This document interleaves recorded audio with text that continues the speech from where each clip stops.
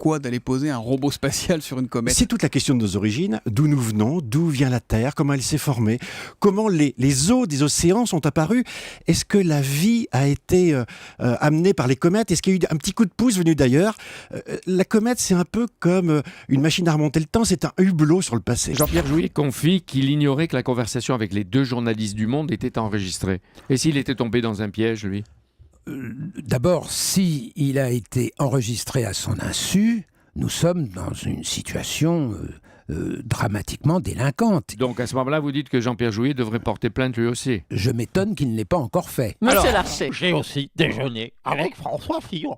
Ah, bah très bien. Très Oui, bien. j'ai déjeuné aussi avec Jean-Pierre Raffarin, Jean-François Copé, Manuel Valls et Claude Berthelone, successivement. Voilà, tout ça, je le dis, dans la même journée. Ah, dans la même journée. Oui, avec juste 2 minutes de pause entre les repas. À la suite de la mort du petit Corentin lors d'une opération pour une appendicite, il y avait 3 chirurgiens dans le bloc, révèle ce matin le Républicain Ah, vous ne Lorrain. savez pas ça? Le premier aurait touché l'aorte abdominale, le second, appelé pour réparer les dégâts, aurait lésé le foie, avant l'arrivée donc d'un dernier praticien. La liberté de la presse, ce sont les journalistes emprisonnés ou ce sont les journalistes décapités.